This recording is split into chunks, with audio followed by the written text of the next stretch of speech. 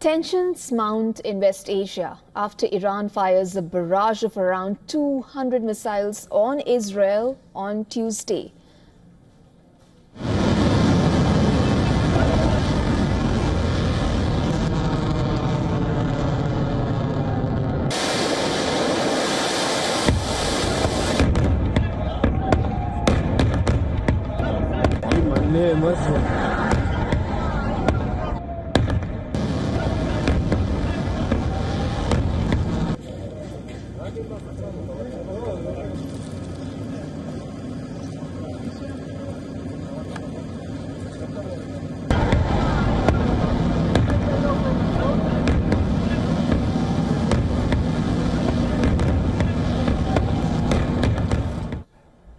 Now, the Israeli military said that a large number of missiles fired by Iran were intercepted.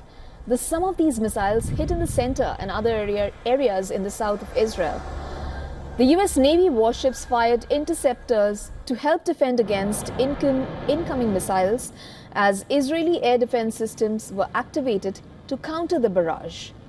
The Pentagon reported that many missiles were intercepted, averting greater destructions.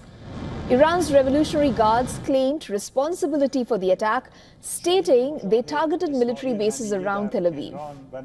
The IRGC claimed that 90% of its projectiles hit their targets.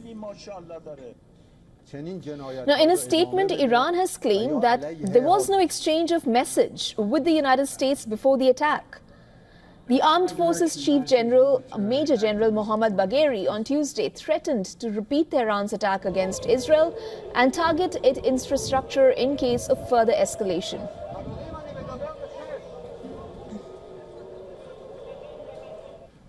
If the Zionist regime that has gone crazy is not controlled by America and Europe and wants to continue these crimes or wants to do anything against our sovereignty and territorial integrity, tonight's operation will be repeated several times stronger and all their infrastructure will be targeted. Israel's Prime Minister Benjamin Netanyahu issued a stern warning after the Iranian attack. He said that Iran made a big mistake and it will pay for it. We will uphold the rule we have set. Whoever attacks us, we attack them. This holds true wherever we fight the axis of evil. And world leaders, including the US President Biden, UK Prime Minister Keir Starmer and Australian Prime Minister Anthony Albanese, have condemned the attack and extended support to Israel. Make no mistake, the United States is fully supportive of Israel. And I've been spent the morning and part of the afternoon in the Situation Room and meeting with my whole national security team and consulting with the Israelis indirectly because in terms of their impact on us.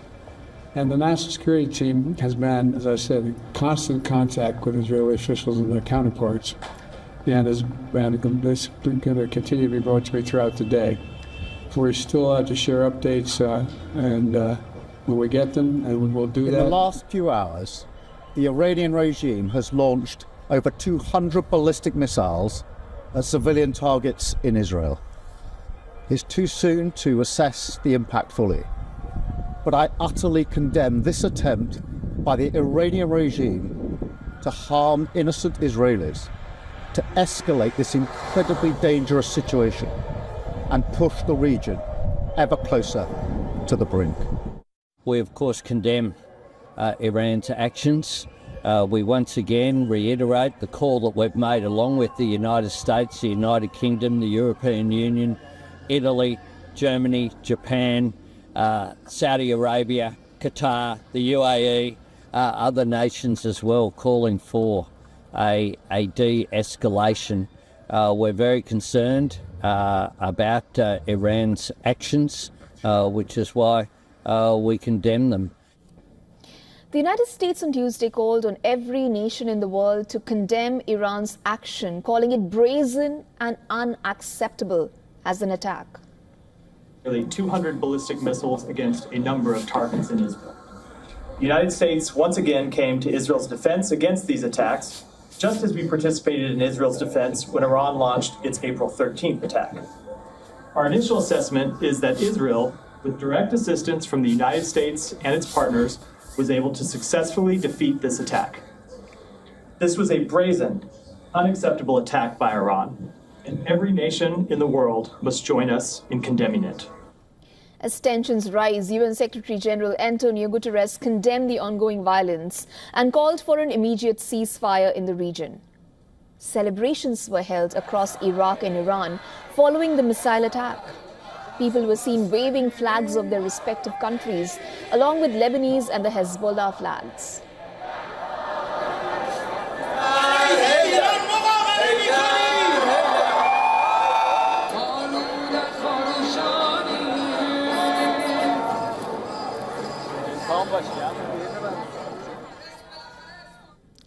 Our correspondent Jody Cohen is joining us live now from Ra'anana in Israel. Jody, you are in the midst of things. We just told our viewers what the latest was from West Asia, and we also just heard voices from world leaders. What do you suspect is going to happen next, since you are right there? Hi, Isha. So right now, the home front restrictions have been lifted in central Israel. And as you can see behind me, there is some movement. People are going out and about again.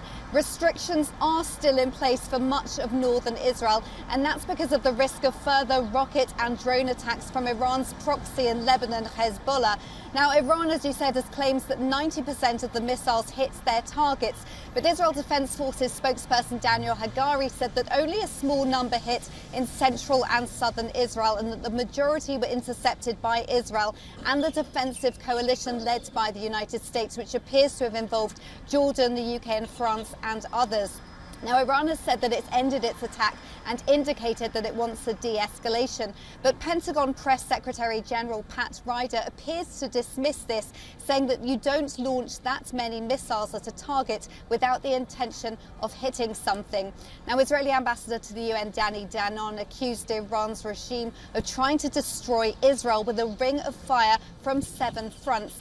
And we know that the UN Security Council has scheduled an emergency meeting on Wednesday at the request of Israel and France.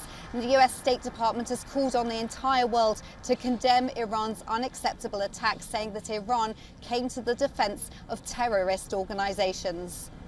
Jody, as we have seen in the recent turn of events, despite a plea by the world leaders, various factions in West Asia have continued to do pretty much what they set out to do. Like I asked you earlier, what do you suspect is going to happen after these particular spate of attacks that we saw last night? So militarily, a military spokesperson told AFP that Iran's attack aims to kill thousands of Israeli civilians and said that it was unprecedented. And we know that Prime Minister Netanyahu said, as you said in your report there, said that Iran has made a big mistake and that Israel will pay for it. Now, IDF Chief Herzi Halevi said that Israel will respond and that Israel will choose when and how to respond. And there have been various reports about which potentially strategic targets Israel might aim for, including potentially oil refineries. Iran has threatened a powerful attack against any direct military intervention in support of Israel. US Defense Secretary Lloyd Austin has said that he condemns the outrageous aggression by Iran and called on Iran to stop further attacks, including from its proxy terrorist organizations.